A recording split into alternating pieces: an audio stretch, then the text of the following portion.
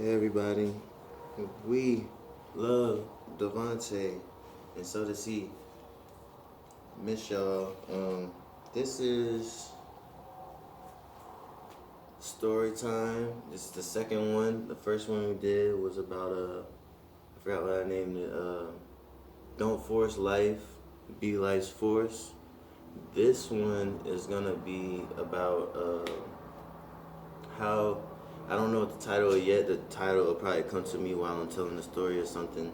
But it's basically about how I had got addicted to alcohol. How I got addicted to alcohol, and then what I'm doing now. As I'm dealing with stopping. A lot of people that know me knows that I had an alcohol problem, and it started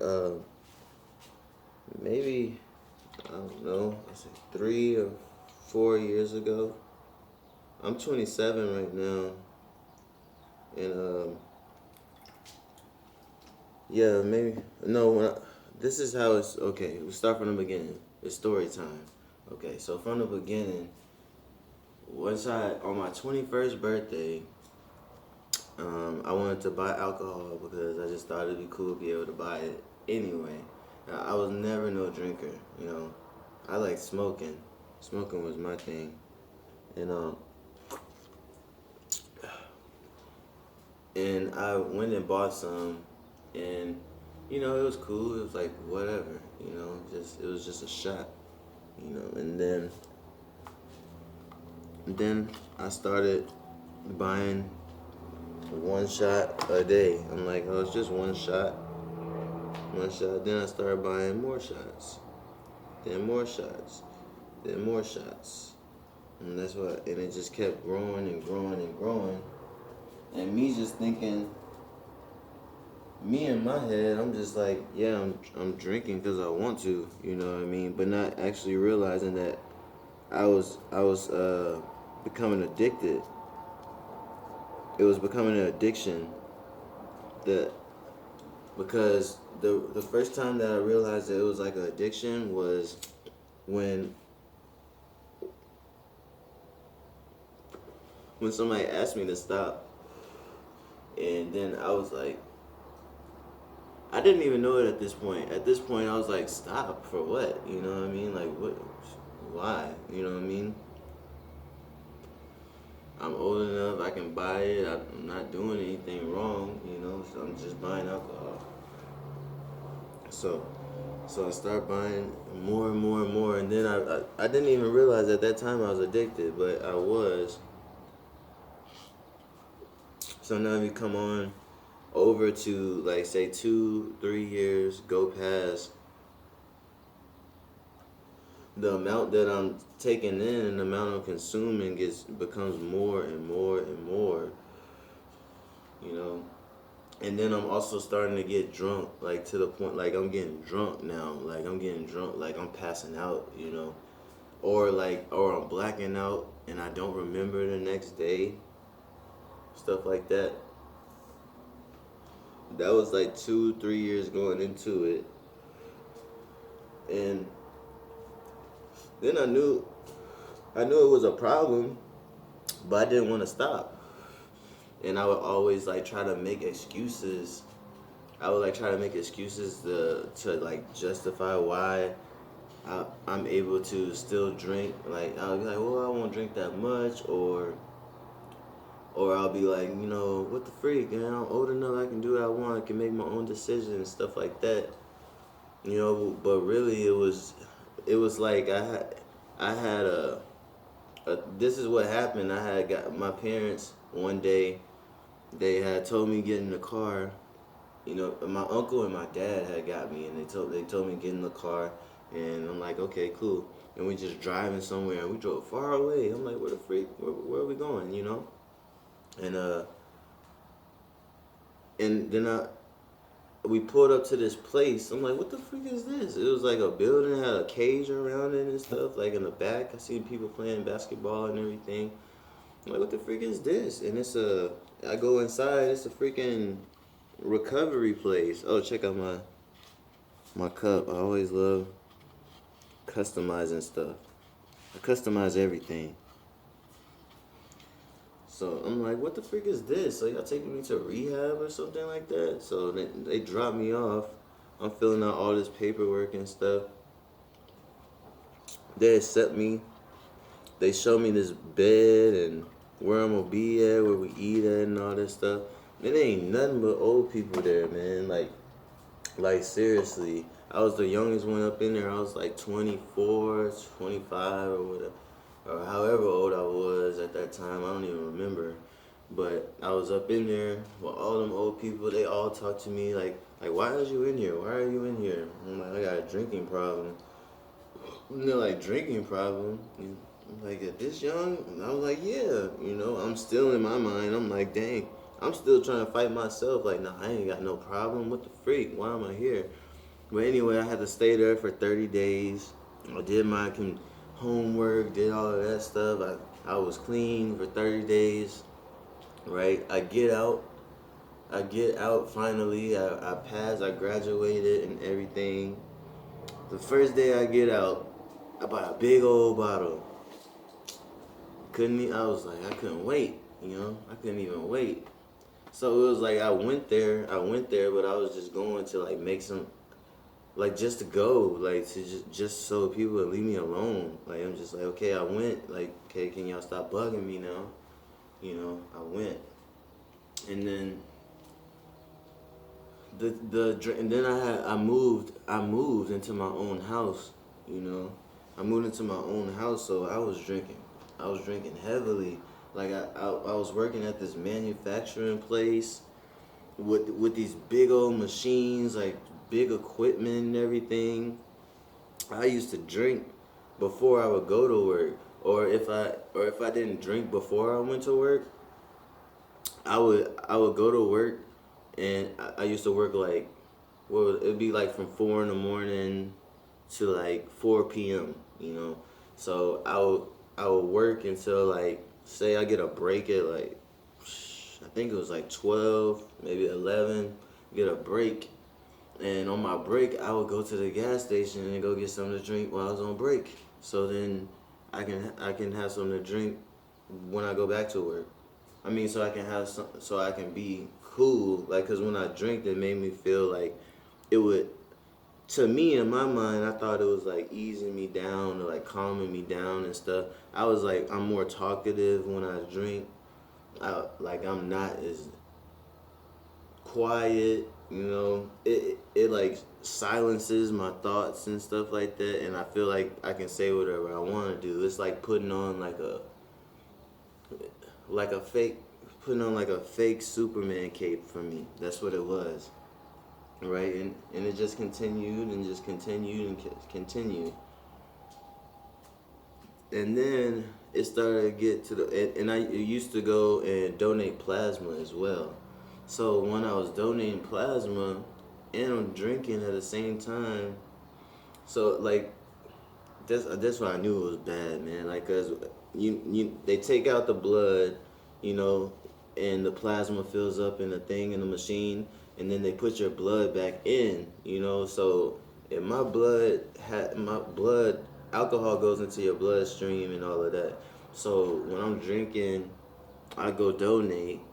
They take my blood out, then they put it back in me. It's like I'm getting re-drunk the whole time that I'm donating, and it was just messing me up bad. And I would go home, and then I would fall asleep. But then when I would wake up, I would be so weak. Like, there was this one time I was living over at my friend's house, and I went to donate. And as soon as I got done donating, I went to go buy me something to drink. And once I fell out and fell asleep, I could not move. Like, my body was killing me. And I had my homie came, and he had to pick me up, because he had called my mom, like, man, Martine's not moving, like, and I already have heart problems. Like, my heart beats really, really slow, like 40 beats per minute. It's supposed to be like 80 or 90 or whatever. So I always had a slow heart rate, so that just made it even 10 times worse.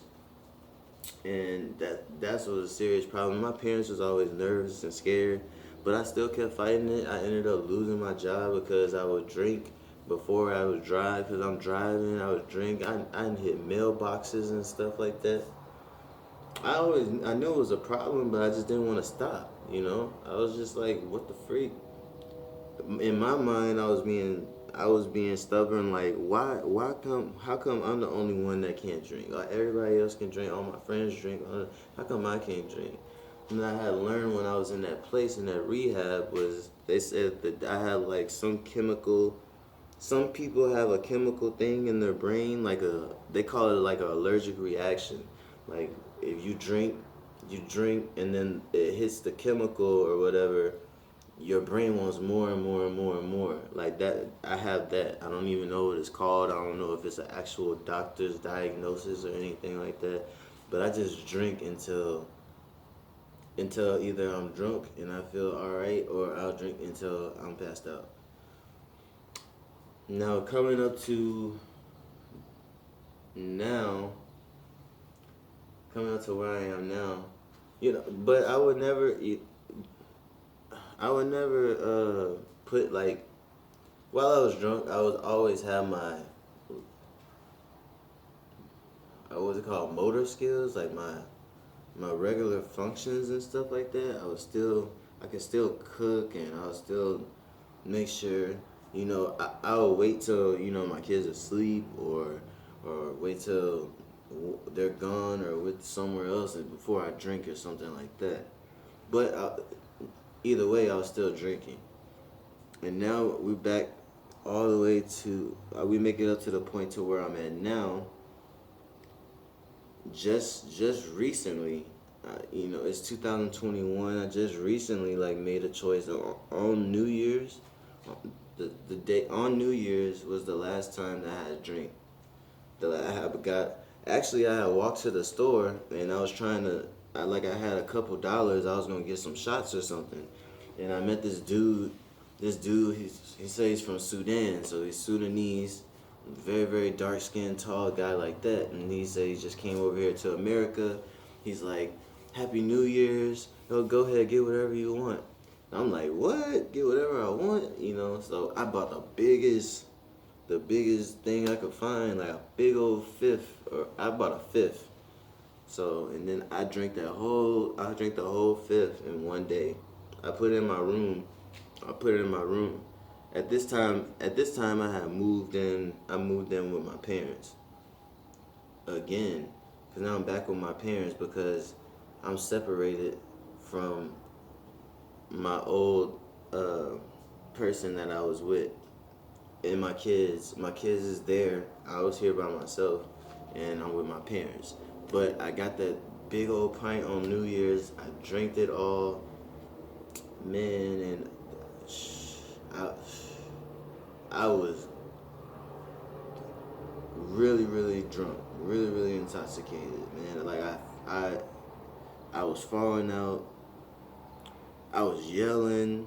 I was walking on the highway, you know what I'm saying, in the snow.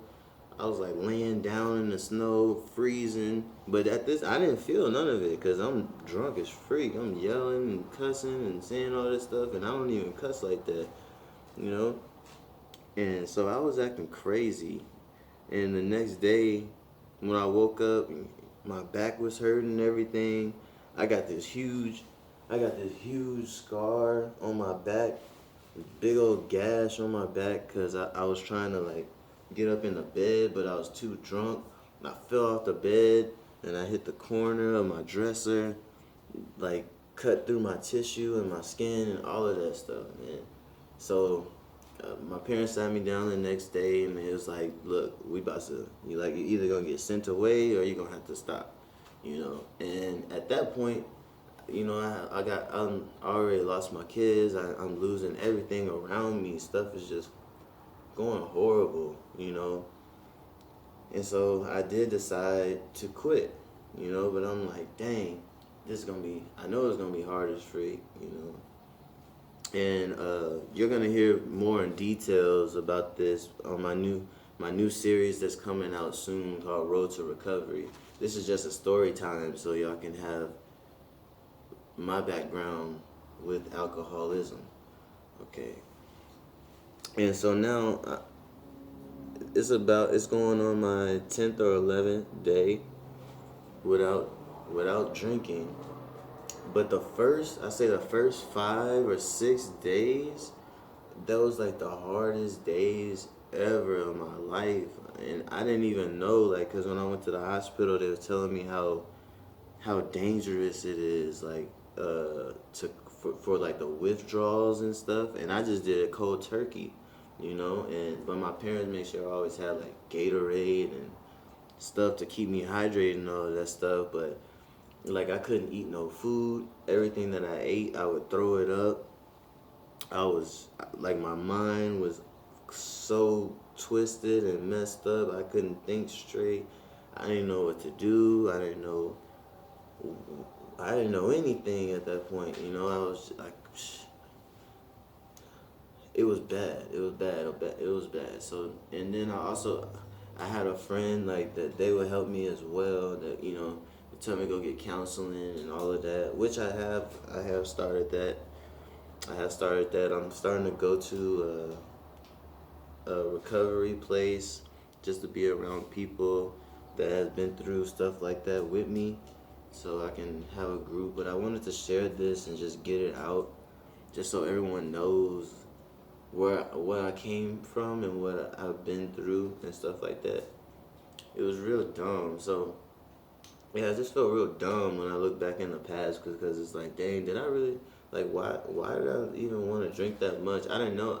I don't know if it was because like I was trying to just use something to not deal with what was actually going on inside of me or something like that. But anyway, that's what I did. So now I'm getting more healthy. I'm recovering and everything, and I actually wanted to even show y'all, like, I wanted to show y'all that I got this all my stuff. Like, I had to go to the hospital, take all these lab tests and all of this crap like that. You know what I'm saying? This not even it's not even all the papers that they gave me,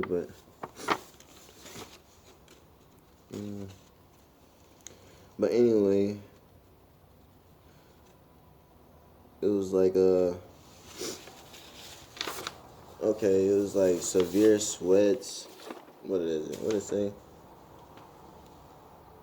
Loss of control of body movements, confusion, drowsiness. All of this stuff is what this medicine is helping me with. If y'all can see it, it's called what's it called? Dang, I can't even pronounce it. It's called chlordiazepoxide. Chlordiazepoxide. Okay, chlordiazepoxide. Okay.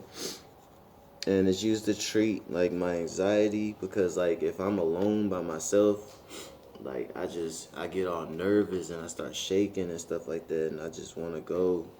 It's used to treat alcohol withdrawals. Like, there's people that be having seizures and stuff like that. Luckily, none of that never happened to me.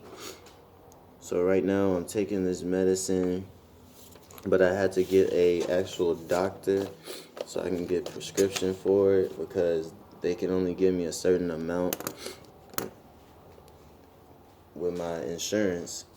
So, and here's my medicine right here. And I'm actually about to take it right now, because I haven't took it this morning.